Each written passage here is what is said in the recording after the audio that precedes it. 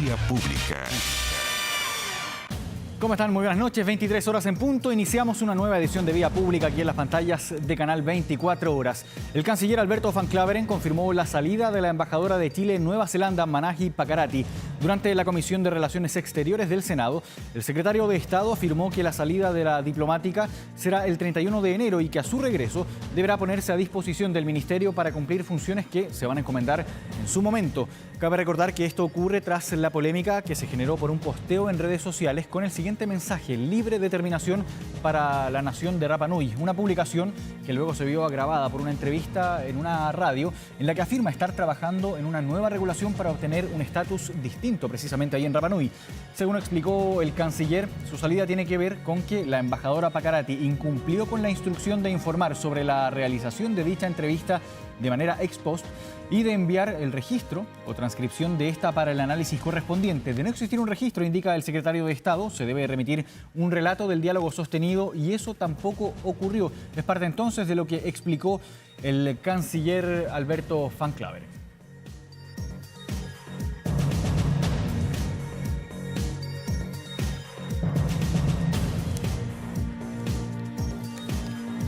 Bien, vamos a comenzar ya con nuestro habitual panel de conversación aquí en Vía Pública. Vamos a dar la bienvenida de inmediato al senador del Frente Amplio, miembro también de la Comisión de Relaciones Exteriores, Juan Ignacio Latorre. Senador, ¿cómo está? Muy buenas noches. Gracias por acompañarnos aquí en Vía Pública.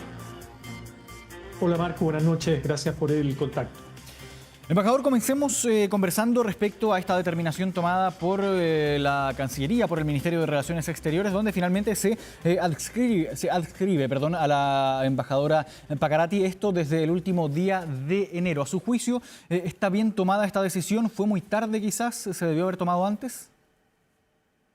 A ver, a mí me pareció bien contundente la explicación que dio el canciller y creo que yo al menos hago la distinción del tema de fondo que tiene que ver con el debate que probablemente abre la embajadora respecto a la consulta que en este momento se está dando en Rapa Nui sobre el autogobierno, y eso generó toda una polémica sobre un asunto que, insisto, está en desarrollo en la propia comunidad de Rapa Nui.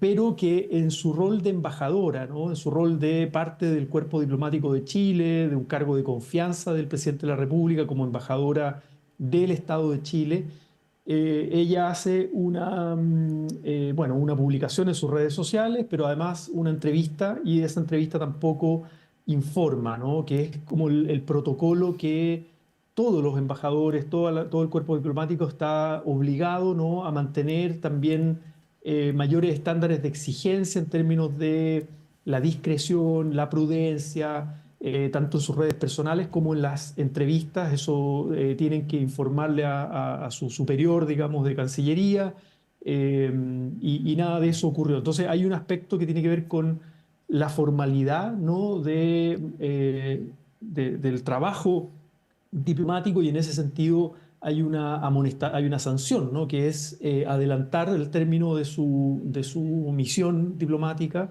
al 31 de enero. Todo esto después de una evaluación, que es algo que se hace, y además en los tiempos, porque algunos pedían que tenía que salir inmediatamente y que casi tenía que ser expulsada del cuerpo diplomático de Chile. Y ahí, bueno, la subsecretaria también planteó, Gloria de la Fuente, que esto se da en un marco de un mes para que también ella cierre el trabajo. Ella tiene que cerrar lo que se llama un acta de cierre, que es un informe que ella tiene que elaborar, un trabajo que ella tiene que cerrar, y ese es el tiempo que se le da por lo demás a los distintos embajadores. Entonces, creo yo, por eso decía al comienzo, Marco, hacer una distinción. Yo no estoy en desacuerdo con lo que ella plantea, con el debate de fondo, que por lo demás está contenido, toda la idea de autogobierno, autodeterminación de los pueblos originarios está contenido en el convenio 169 de la OIT, que Chile suscribió, en la Declaración de los Derechos Colectivos de los Pueblos Indígenas de Naciones Unidas, que también Chile suscribió.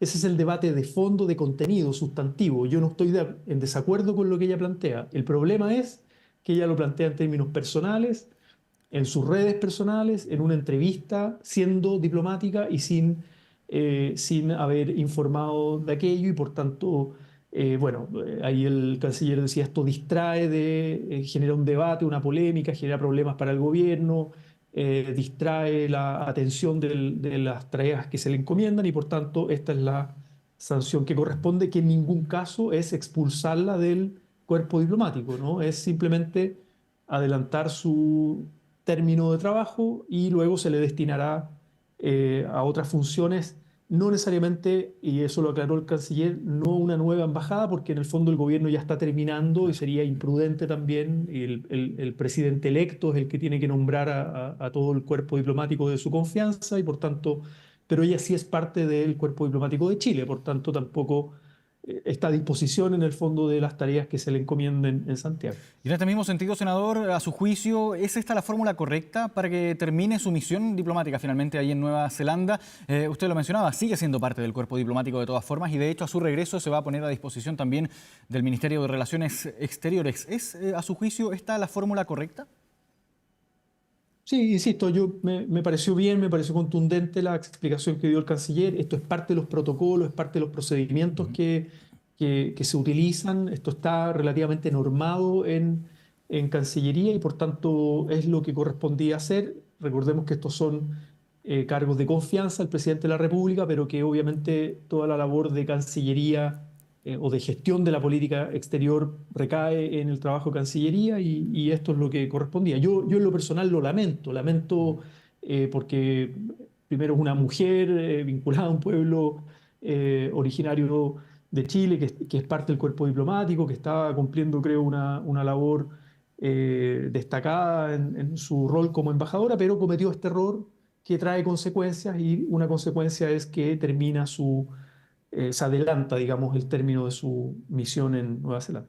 Ahora, ¿qué le parece también el ruido que generó esta situación? ¿Cómo perjudica también de cierta forma al gobierno saliente? Ya le quedan 2 meses prácticamente ya para dejar la administración del Estado, pero de todas formas esto genera un ruido en estos últimos meses de gobierno. A su juicio, ¿en qué pie queda el gobierno con esta misma situación? Recibió también varias críticas, no solo críticas de la oposición, también críticas oficialistas.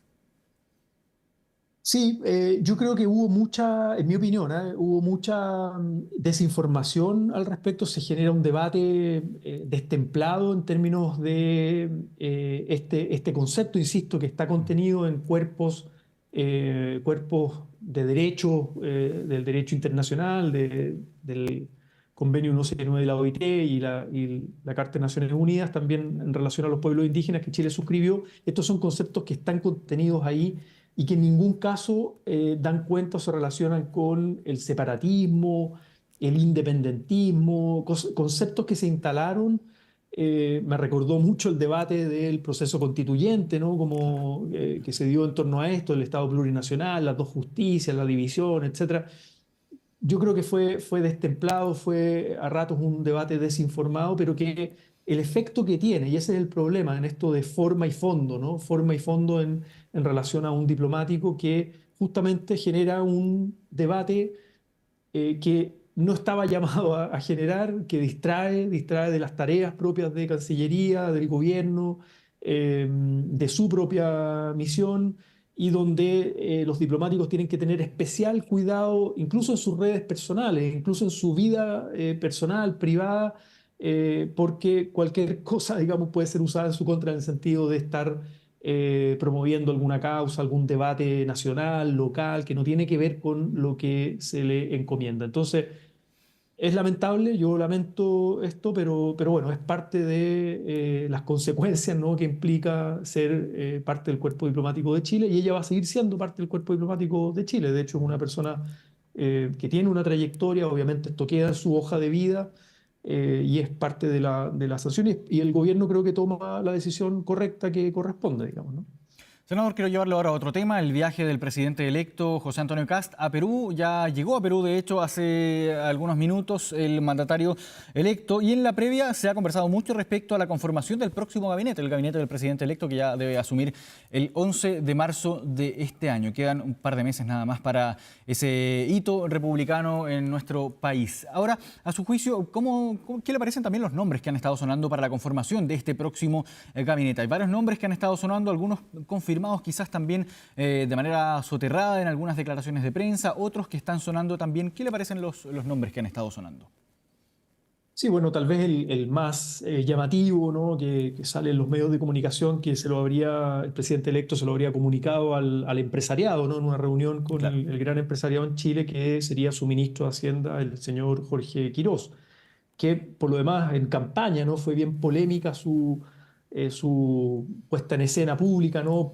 Recordando también todo el rol que tuvo como asesor en el fondo en los casos de colusión. Entonces es una señal que si no se desdice de aquello, ¿no? Es una señal en términos de un tipo de política económica tendiente en un país muy desigual como Chile, donde el gran empresariado concentra mucho poder, las grandes empresas concentran un porcentaje importante del mercado, ¿no?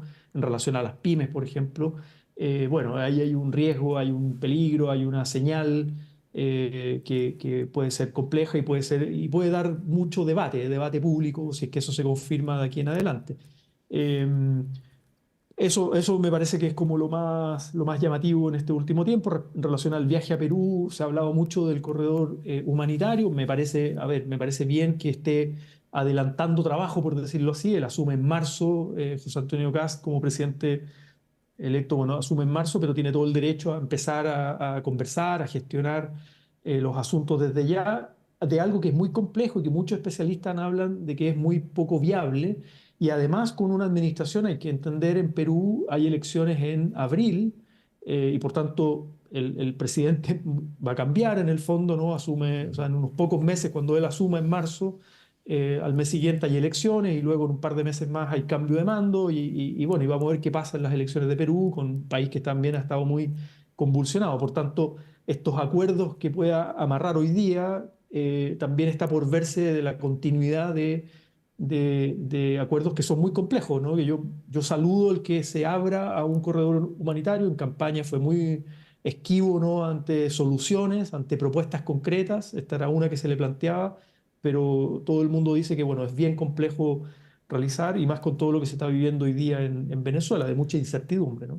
Claro, respecto a esto mismo quería preguntarle, senador, y con lo que estábamos conversando recién también, la posible conformación del próximo gabinete del presidente electo, y suena muy fuerte el nombre de Francisco Pérez Maquena como posible canciller. ¿Qué le parece su nombre en este cargo, en este momento político también a nivel internacional? Mire, a ver, creo que más que pronunciarme sobre el perfil o si me gusta o no me gusta tal nombre, creo que el análisis que hay que hacer es que a la Cancillería del nuevo gobierno que asuma en marzo le va a tocar un mundo muy complejo, ¿no? De gestionar las relaciones internacionales con toda esta arremetida muy agresiva de Estados Unidos, del gobierno de Trump en América Latina, particularmente en Venezuela, pero también con amenazas a otros países, con toda la doctrina Monroe, ¿no? Reivindicando esa doctrina con el corolario Trump en pleno siglo XXI. Y eso con un presidente electo que además ya saca una declaración de apoyo, digamos, de cierta subordinación a esa política trumpista, ¿no? Entonces, y además con un conjunto de gobiernos en América Latina que serían muy funcionales al trumpismo, ¿no? Como Milei, Bukele, bueno, mismo Ecuador, Perú, etcétera. Y por tanto, ciertamente a la Cancillería, quien asuma la Cancillería, le va a tocar gestionar un mundo muy complejo, un mundo muy tensionado, y por tanto yo espero que tenga las habilidades políticas, la expertise, la experiencia, porque además Cancillería, ojo, es un ministerio que tiene un cuerpo diplomático, que tiene funcionarios de carrera y es uno de los ministerios, diría yo, donde hay más continuidad en el Estado de Chile. O sea, los distintos gobiernos democráticos hay un cuerpo de profesionales, el personal diplomático de Chile que permanece, digamos, ¿no? Si bien hay obviamente equipos de confianza política, ministros, subsecretarios, gabinetes, equipos, pero hay mucho de continuidad. Y la política exterior de Chile, hasta ahora ha sido, hay cierta tradición de continuidad en relación, por ejemplo, a la Carta de Naciones Unidas. Claro. Vamos a ver si con Kast, quien va a dirigir la política exterior de Chile, es el presidente de la República, y el que nombre canciller, eso se mantiene o va a haber una ruptura. Eso está por verse, ¿no? Ahora escribe usted, senador, me imagino que revisó la publicación del presidente de la República, Gabriel Boric, durante esta jornada, refiriéndose a esta frase publicada por el gobierno de Estados Unidos que indicaba que Occidente es prácticamente nuestro hemisferio. Hubo una respuesta muy dura por parte del presidente Boric también. Hace algunos minutos el presidente electo, José Antonio Kast, desde Perú, dijo que no iba a polemizar con el presidente en ejercicio. Sin embargo, esto evidentemente genera cierto ruido, genera también cierta preocupación también la publicación por parte del gobierno de Estados Unidos, ¿no? Bueno, yo comparto lo que plantea el presidente Boric, lo comparto, le hice retweet a su mensaje, ¿no? En redes sociales, eh, porque creo que es muy grave lo que estamos viviendo, Marco, sobre todo después de la invasión, del bombardeo, el ataque militar, ¿no? De Estados Unidos en Venezuela. Hemos ido viendo un escenario, ¿no? Donde en el mismo caso de Venezuela vemos que hay una especie de pacto de gobernabilidad entre el trumpismo y el chavismo, ¿no? Lejos, muy lejos de esta pretensión de cambio de régimen, en el fondo. Hay una especie de consolidación y un protectorado de Estados Unidos, pero además las declaraciones oficiales de la Casa Blanca y los principales líderes del gobierno de Trump dan cuenta justamente de una pretensión que va mucho más allá de la situación de Venezuela, que tiene que ver justamente con retomar un control en el hemisferio que ellos llaman su hemisferio occidental, en América Latina como patio trasero, esta demostración de poder de superpotencia militar que es capaz de hacer lo que quiera, vulnerando completamente el derecho internacional, en resguardo de los intereses de Estados Unidos, ¿no? Eso me parece muy, muy complejo y por tanto el presidente Boric dice, mire, estamos en una encrucijada histórica donde hay ciertos líderes que están completamente subordinados en una actitud servil, ¿no? A este nuevo emperador que tenemos en el mundo que por su poder militar es capaz de hacer lo que quiera en resguardo de sus intereses y por tanto eso claramente es vulneratorio no solamente del derecho internacional que ha costado tanto construir después de la Segunda Guerra Mundial para evitar justamente la barbarie, o sea, para alejarnos de lo que fue la pretensión fascista, ¿no? De los nazis, de Mussolini, de todo lo que implicó la Segunda Guerra Mundial. Bueno, el mundo, la idea es que se vaya alejando de aquello, construyendo reglas civilizatorias, y hoy día pareciera ser que estamos más cerca, retrocediendo, ¿no?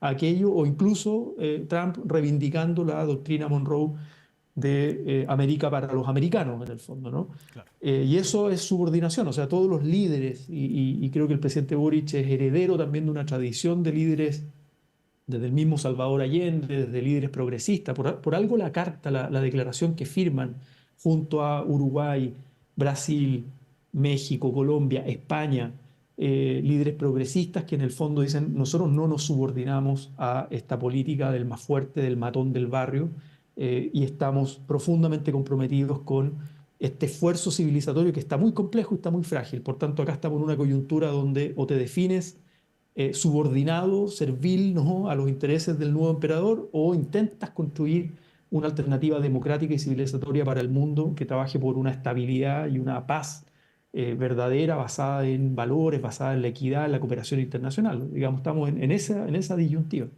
Ahora, desde la perspectiva del derecho internacional, ¿qué le parece también la publicación del presidente electo José Antonio Kast respecto a este mismo hecho, esta intervención por parte de Estados Unidos la madrugada del sábado en Venezuela y que concluye con la extracción de Nicolás Maduro junto a su esposa Cilia Flores? No hace alusión el presidente electo respecto, por ejemplo, a lo que sí ha levantado como alerta otros, bueno, por una parte los especialistas también, otros mandatarios también de distinto color político al del presidente Donald Trump, que levantan la alerta respecto a esta intervención que, según indican, se estaría saltando el derecho internacional. Ahí una intervención directa por parte de Estados Unidos en territorio venezolano. ¿Qué le parece, mirando desde esta perspectiva, la respuesta por parte del presidente electo José Antonio Kast? Sí, por eso decía, me parece que es una declaración que no comparto, una declaración que inmediatamente se pone subordinada, ¿no? A esta política trumpista sin ver todas las consecuencias, porque si lo analizas solo desde el punto de vista de Venezuela, y obviamente uno empatiza con el pueblo venezolano que vive en Chile, ¿no? Más de 700.000 personas que vieron tal vez en esta invasión de Estados Unidos y la caída de Maduro como la apertura a una posible transición a la democracia y poder volver a sus países. Y claro, si te quedas solo ahí, dices, bueno, esto es positivo. Pero si empiezas a mirar que el desarrollo de esta acción militar de Estados Unidos no tiene que ver ni con la democracia, ni con la libertad, ni con los derechos humanos, ni con el derrocar una dictadura, ni tampoco con el narcotráfico, sino que tiene que ver, de hecho, el propio Departamento de Justicia de Estados Unidos acaba de decir hace pocas horas que no existe el llamado Mm. cartel de los soles, digamos. O sea, toda esta prueba va a tener que en los tribunales de Nueva York. Entonces, esto tiene que ver con otra cosa, con una cuestión geopolítica mucho más profunda, con un control de los recursos naturales, con la disputa del petróleo, con los intereses obviamente, las petroleras que son amigas de Trump, ¿no?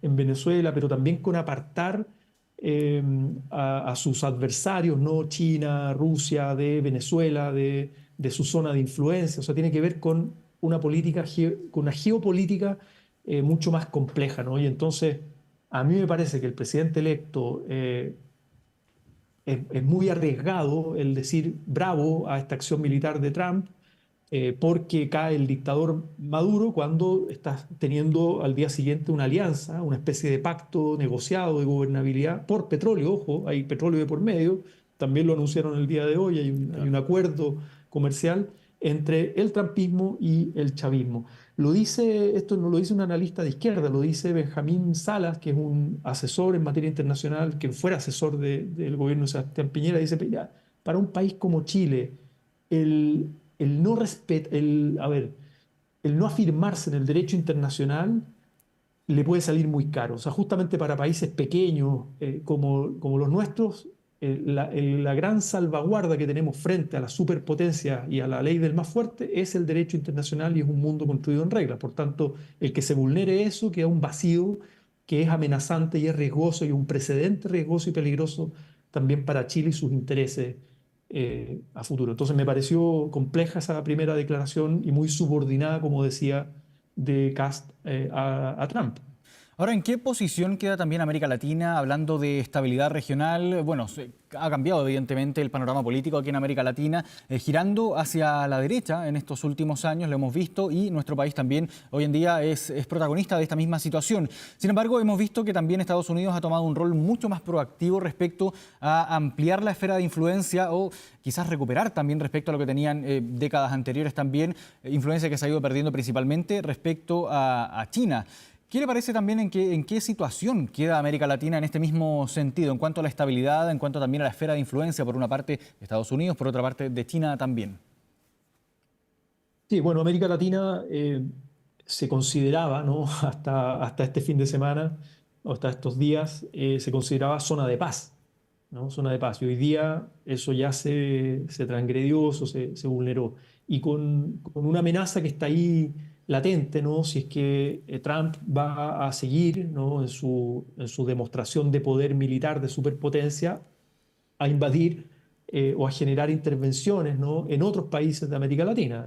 Basta ver las amenazas al presidente Petro en Colombia, a la presidenta Claudia Sheinbaum en México, bueno, para qué decir Cuba, Nicaragua, etcétera. O sea, la dinámica de poder seguir interviniendo países de América Latina, o bajo esta pretensión, ¿no? Que lo dicen explícitamente en su documento, ¿no? De seguridad nacional, y la Casa Blanca lo ha dicho en comunicados oficiales. No son declaraciones en redes sociales así sueltas, sino que son declaraciones oficiales de decir: nosotros no vamos a permitir en nuestro hemisferio, ¿no? y en esta zona de influencia, que adversarios nuestros, competidores nuestros, eh, se vengan a apropiar de los recursos y vengan a hacer lo que quieran, ¿no? O sea, nosotros mandamos acá, ¿no? Somos la superpotencia y vamos a actuar como tal, la ley del más fuerte. Eso para América Latina es muy complejo. Si tú piensas solo en Chile, que Chile ha ido construyendo una relación de diversificación comercial, ¿no? Tiene una relación con China, es el primer socio comercial es China, el segundo es Estados Unidos.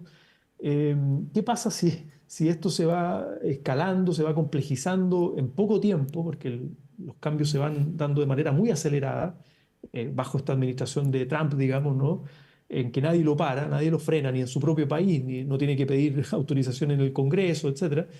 Si empieza a decir: oye, los recursos naturales, esta comercialización que tiene Chile con China no me gusta, quiero que la empiecen a cambiar, le empieza a dar instrucciones al gobierno, ¿no? O sea, en materias tan sensibles como y donde un país de manera soberana puede administrar sus recursos, su economía, establecer las relaciones comerciales con quien estime conveniente en relación a sus intereses, ¿no? Entonces es complejo, ¿no? Es muy complejo. Por tanto, América Latina, insisto, independiente de los cambios de color de los gobiernos de turno, más de derecha, más de izquierda, eh, me parece que el subordinarse a esta política trumpista, de Trump, digamos, ¿no? Muy de corto plazo, de este nuevo emperador que toma el control de esta zona de influencia, puede ser pan para hoy y hambre para mañana. ¿Temen ustedes que esto pueda generar lo ocurrido el sábado, esta operación militar en territorio venezolano por parte de Estados Unidos, pueda sentar un precedente para nuestra región de quizás otro tipo de intervenciones? Bueno, ya hemos visto, hemos escuchado las amenazas también por parte del presidente de Estados Unidos, pero ¿creen que ustedes que esto pueda llegar a concretarse, a traducirse en más intervenciones de este tipo? Es un temor, es una preocupación, es un precedente peligroso, no lo decimos solo nosotros desde el Frente Amplio, sino que lo ha dicho el gobierno, lo ha dicho Naciones Unidas. En la reciente Asamblea, ¿no?, de Naciones Unidas convocada de emergencia por esta crisis, lo dice también, esto es un precedente peligroso. Hoy día es Venezuela, mañana puede ser cualquier otro país bajo esta disputa geopolítica compleja que se está dando en el mundo, este nuevo orden mundial, eh, esta vulneración del derecho internacional podría recaer en otras escaladas, otras intervenciones de otro tipo, y más aún con esta pretensión declarada, ¿no? Ya ni siquiera encubierta, declarada por parte del gobierno de Trump de avanzar en esta dirección de control de América Latina como patio trasero. Entonces, lamentablemente rememora, ¿no?, épocas históricas muy oscuras de intervencionismo de Estados Unidos de distintas formas, ¿no?, promoviendo golpes de Estado cuando un gobierno no le gustaba,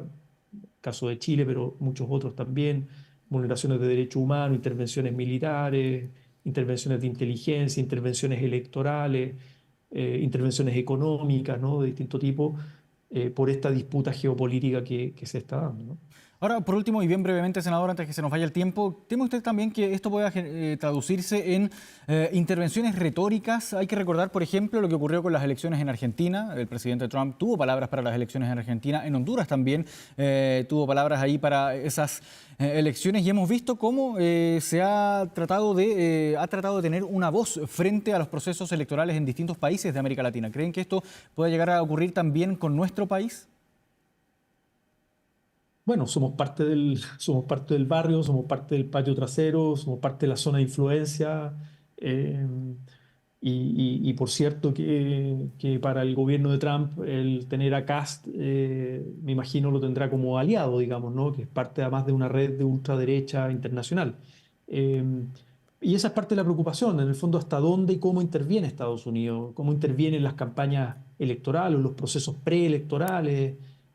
Hay distintas formas de intervención hoy día, más sofisticadas, con todos los medios digitales también, con todo el tema de la desinformación a nivel global, cómo escala eso tan rápido, cómo penetra a nivel masivo, ¿no? Como tipos de campañas publicitarias que se han hecho al interior de Estados Unidos y fuera, con todo el tema de las fake news. Bueno, son distintas formas de intervención y obviamente esa es una preocupación, ¿no? Eh, sí. Claro, hemos estado viendo entonces cómo este año, este 2026, comienza con harta convulsión, harto cambio también en materia geopolítica, sobre todo aquí en la región. Senador Juan Ignacio Latorre, muchas gracias por esta conversación aquí en Vía Pública de Canal 24 Horas. Que esté muy bien. Muchas gracias, Marco. Buenas noches. Buenas noches. Ya estamos de regreso conversando aquí en Vía Pública sobre diversos temas, y ahora nos reúne la PAES, la prueba de acceso a la educación superior. Se conocieron los resultados recientemente y evidencia brechas también en el sistema educativo. Para hablar sobre este tema estamos ya aquí en el estudio junto a Juan Pablo Valenzuela, director del Centro de Investigación Avanzada en Educación, CIAE. Muchas gracias por acompañarnos aquí en Canal 24 Horas. ¿Cómo está? Muy bien, Marco. Muchas gracias por la invitación.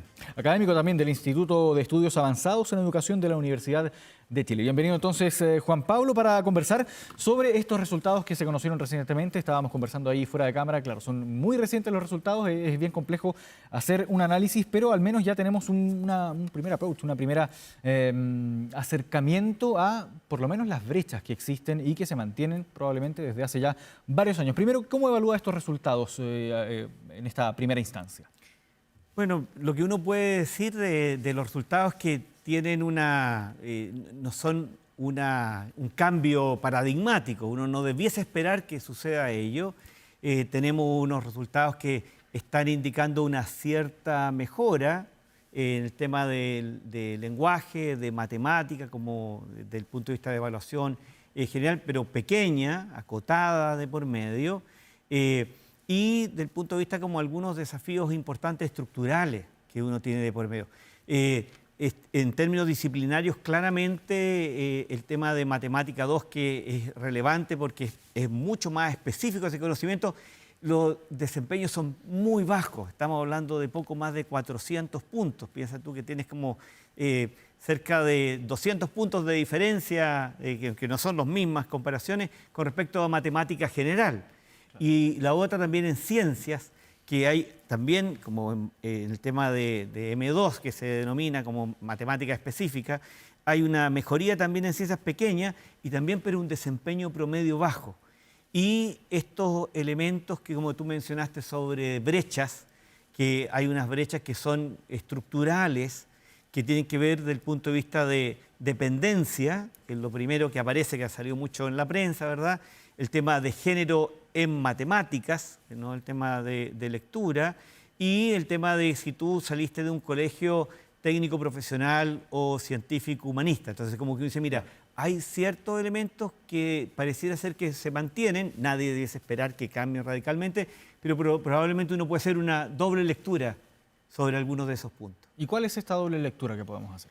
Bueno, mira, yo diría que uno muy relevante es que ha aparecido en la prensa sistemáticamente que la brecha más relevante son los colegios particulares pagados respecto a los públicos. Bueno, no debiese a nadie extrañarle, porque en el caso de Chile, aunque se ha ido reduciendo muy paulatinamente, siempre los cambios de educación son muy graduales, la variable más relevante para afectar en Chile los resultados en pruebas estandarizadas es el nivel socioeconómico.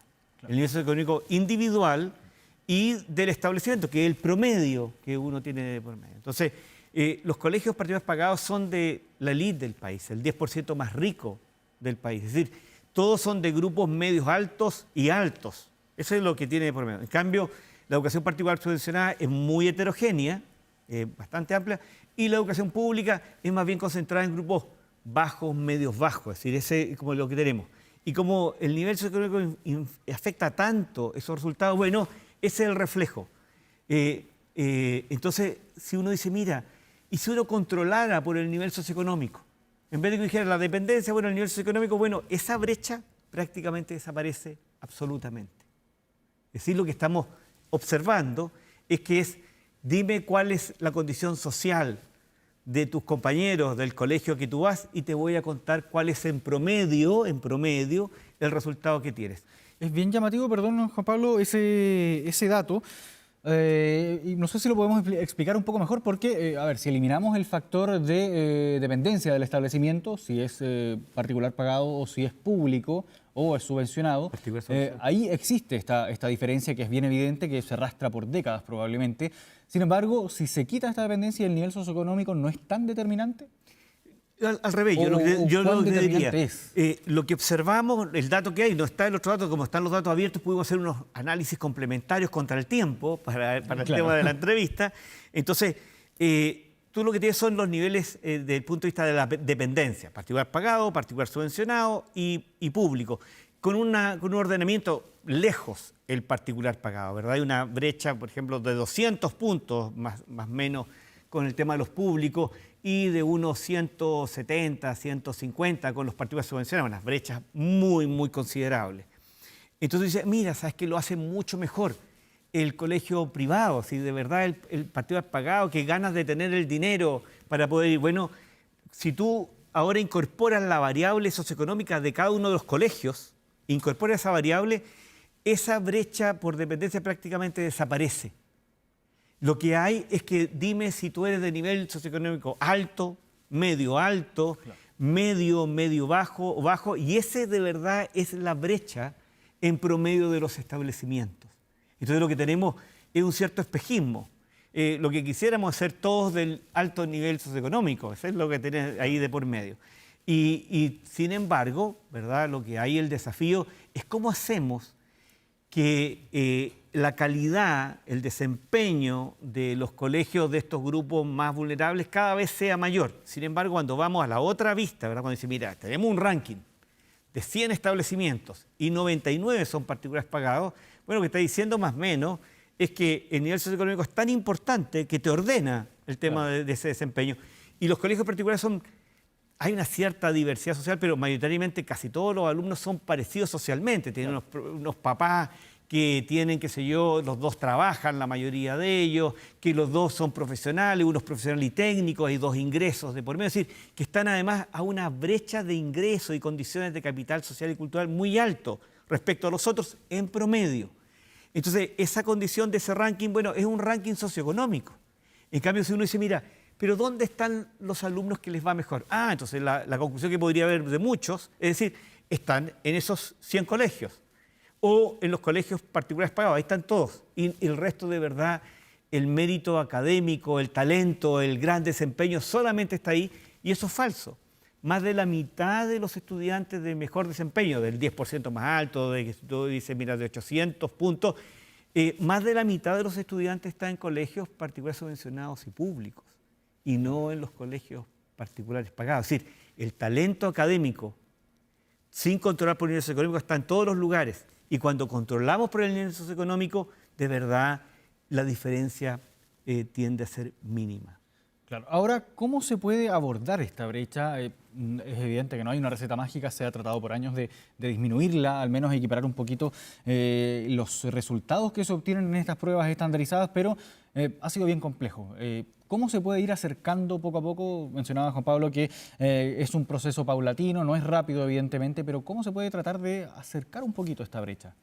Mira, ha habido una cierta reducción, pequeña, pero ha habido una reducción respecto al tema de los desempeños por nivel socioeconómico de los establecimientos, que es lo que te comentaba antes, pero poquitos puntos.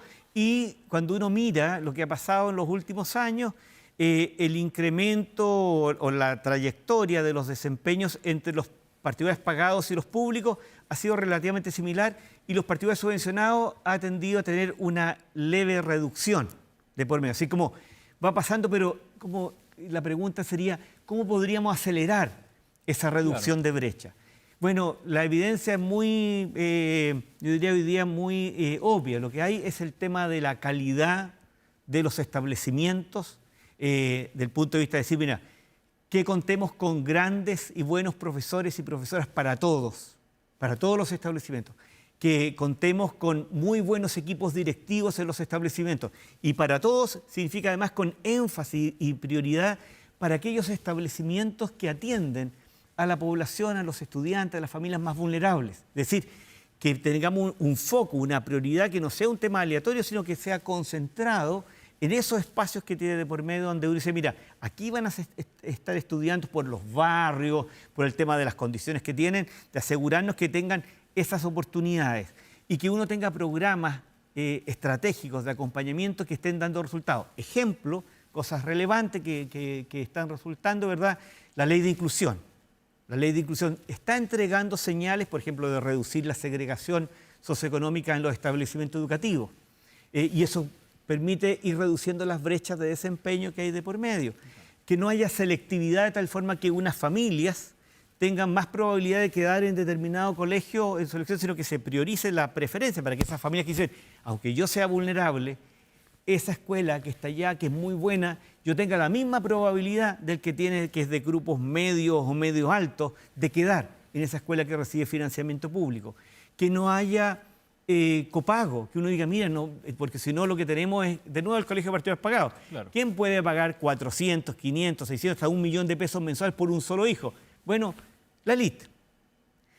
¿Quién puede pagar 80, 100 mil pesos? Muy pocos. De por medio. Lo que quisiéramos es que de verdad la educación que financia el Estado privada, particular subvencionada, o pública, los SLEP o los municipios, sea asequible para todas las familias, que las familias digan, ese colegio a mí me interesa, ese colegio es muy relevante. Entonces, esos esfuerzos dan cuenta de lo que hay. Por lo tanto, en estos resultados, yo diría que una política muy relevante, invitar a todos los que nos están escuchando, que nos escuchen en las grabaciones de los próximos días, es que todavía queda el día miércoles, el día jueves hasta la 1 de la tarde postular a pedagogía. La carrera de pedagogía es una carrera que no solamente tiene la carrera más importante, la profesión más importante para la sociedad en su conjunto, y que hoy día tiene muchas mejores condiciones laborales, muchos mejores salarios, mucho más competitivos desde el inicio en la trayectoria, sino que inclusive, por ejemplo, 2 de las carreras de pedagogía están entre las 10 carreras que tienen mayor porcentaje de inserción laboral, de por medio. Entonces, uno dice, mira, apostar por pedagogía, ese estudiante, esa estudiante con esos buenos puntajes, dice, mira, yo le puedo cambiar la vida a otros niños, a otros jóvenes como yo, pero además en condiciones laborales que son mucho mejores de lo que fueron tiempo atrás, y políticas que los fortalezcan son estratégicas. Claro, eso por parte de las brechas en materia socioeconómica, pero también hay otra brecha que es bien preocupante, que es la brecha de la región metropolitana y el resto de las regiones de nuestro país. Se genera ahí también una diferencia que es bien evidente y que también preocupa. ¿Por qué se genera esto? ¿Cuáles son los factores estructurales que nos llevan a estos resultados? Bueno, mira, este es un país tremendamente centralista. Tenemos un desafío, piensa, aquí vive sobre el 40% de la población, según el último censo, que estamos esperando las cifras definitivas, no solo los encuestados durante este mes.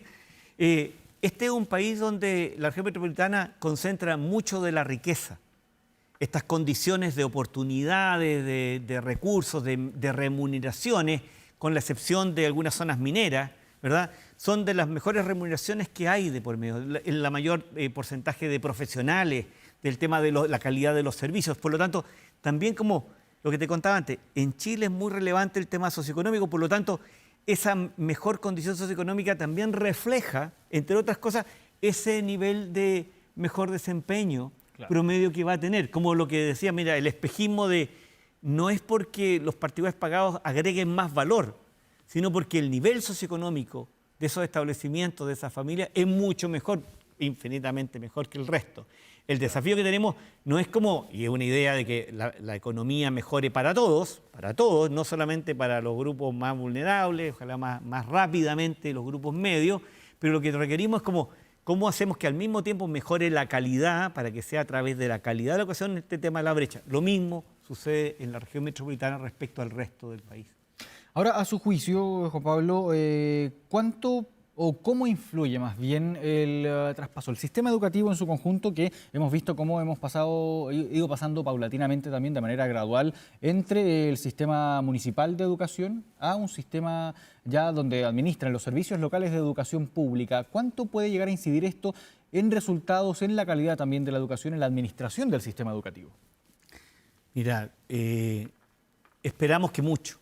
Esa es una apuesta relevante, sin embargo está esa trayectoria, esa transición. Recién ahora vamos a tener poco más de la mitad, ¿verdad?, de los servicios locales. Ahora este mes comenzaron a estar a cargo de la escuela. La mitad del país de la educación pública está en ese sector. Sin embargo, recordemos que solo el 34-35% del total de la matrícula va a educación pública, independiente sea municipal o de los servicios locales. Esos servicios locales están en desarrollo y lo que muchas veces la prensa escucha era la situación que hubo en Atacama, ¿verdad? O cuando en marzo del 2025, en el SLEP de Magallanes, recién inaugurado, había un tema de una oferta de salarios que que era incompatible con la sustentabilidad financiera de cualquiera. Sin embargo, lo que sucede en servicios locales de algunos, como el tema de Huasco. Piensa tú, el servicio en la región de Atacama tiene 2 servicios locales.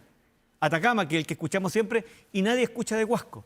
Claro. Sin embargo, Huasco tiene de los mejores trayectorias de mejoría en los desempeños del CIMSE, de la misma prueba que estamos viendo que es un anticipo de lo que va a suceder después en el tema del desempeño de la prueba de la PAES o de otras evaluaciones de por medio. Nadie está mirando o contándonos de qué es lo que sucede, por ejemplo, de las mejoras importantes de Barranca. No son en la prensa, es un tema más pequeño. Entonces, lo que yo te diría es que esta apuesta por la educación pública es muy relevante y es una política de Estado. Independiente, vamos a tener un nuevo gobierno, ha indicado que también le parece relevante el tema de los servicios locales, que desde el punto de vista de algunas mejoras que hay de por medio, pero es una apuesta nacional. Claro. En la medida que nosotros tengamos, todo Chile tenga una buena educación pública, aunque tenga un 35, un 40% de la matrícula, que sea un referente para el resto, pone una vara, un estándar de calidad mayor para todos.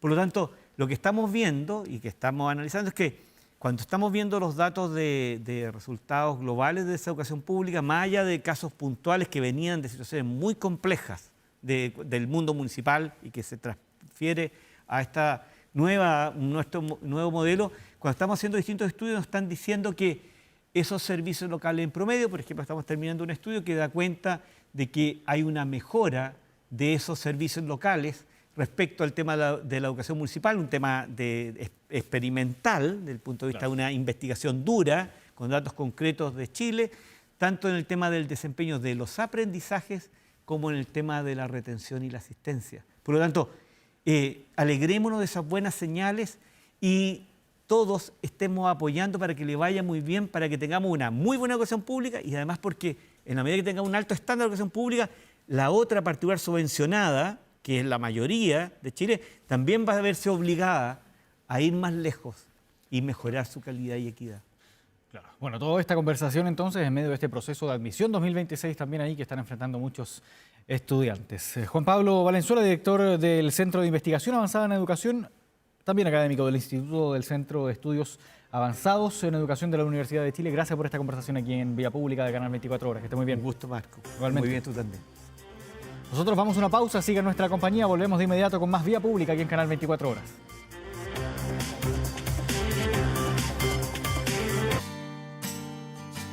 Estamos de regreso en Vía Pública, son las 11 de la noche con 52 minutos. Vamos de inmediato a revisar en estas últimas horas de este martes 6 de enero nuestro portal de noticias 24horas.cl. Mucha atención con esta noticia porque la Contraloría detectó 34 entidades públicas que cuentan con funcionarios inhabilitados para trabajar con menores de edad. Esto de acuerdo al estudio que abarcó un periodo entre 2020 y agosto de 2025, donde se detectan 164 casos de personas inhabilitadas en 72 entidades a lo largo de todo el país. El detalle de esta y otras informaciones, como siempre, en nuestro portal de noticias www.24horas.cl, que se actualiza minuto a minuto también durante horas de la madrugada. Vamos a ver también el pronóstico del tiempo para los próximos 5 días. Comenzamos por mañana miércoles, cuando esperamos 30 grados de máxima, mínima de 13, cielo completamente despejado aquí en la región metropolitana. El jueves baja en 5 grados la máxima hasta los 25 grados, mínima de 15, cielo nublado. El viernes se vuelve a despejar el cielo, máxima de 32 grados, esperamos 12 de mínima para la mañana de ese viernes. Fin de semana, el día sábado 32 de máxima también, 13 de mínima, cielo despejado. El domingo esperamos una temperatura de 31 grados de máxima probable y 14 grados en la mañana también con cielo despejado, coronando entonces el fin de semana con temperaturas cálidas, entonces muy acostumbrados en este verano, entonces verano 2026. Les contamos también que un 6 de enero, día como hoy, pero en 1986 nació en Inglaterra Alex Turner. Lo estamos escuchando. A 40 años de ese día, el cantante, guitarrista y compositor se consolida como una de las figuras centrales del indie rock británico frente a la banda Arctic Monkeys. Con apenas